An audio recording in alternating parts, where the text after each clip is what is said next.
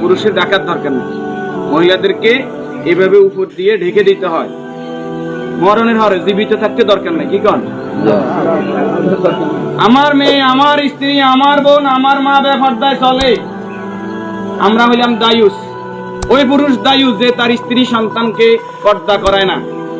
আপনি থাকতে আপনার স্ত্রী কিভাবে ফেরিওয়ালার সামনে যায় আলু খাইস কিনে, আপনি দেশে থাকতে, আপনি এলাকা থাকতে আপনার স্ত্রী কিভাবে মার্কেটিং করে যায়, এভাবে বাজার সদাই করে, আপনি পুরুষ কেন পর্দার ব্যাপারে সচেতন নয়? আপনার উপযুক্ত মেয়ে ওড়না ছাড়া ঘর থেকে বের হয় কিভাবে? আপনার মেয়ে, আমার মেয়ে কিভাবে পায়জামা টাকনুর উপরে পরে?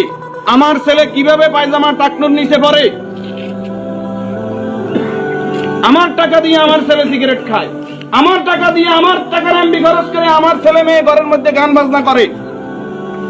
আপনি পুরুষ উদাসীন, আপনার খবর নাই। খোদার কসম, দায়ুস ওই পুরুষ যে পুরুষ তার পরিবারকে দিন শিক্ষা দেয় না, কোরআন শিক্ষা দেয় না, পর্দার কথা বলে না। আর দায়ুস জাহান্নামে যাবে।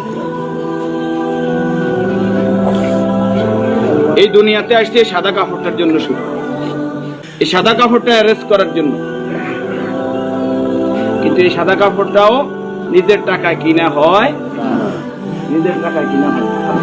কেউ না কেউ, আমরা অনেক সময় শুনছি যে 3.5 হাতের মালিক ছাড়া আমি ন, আমি নিজে 8-10টা কবর এইভাবে দিছি যে উনি যে জায়গা দেখাই গেছে এই জায়গা কবর দিন আর জায়গা দিন আমাদের বাড়িতে।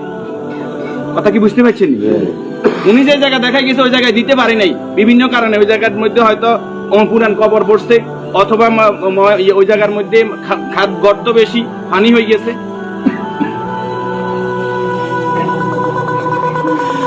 তাহলে আমার শেষ জায়গাটাও আমার নির্দেশনা মতো হয় না, পরিবারে যারা আছে তাদের নির্দেশনা মতো হয়।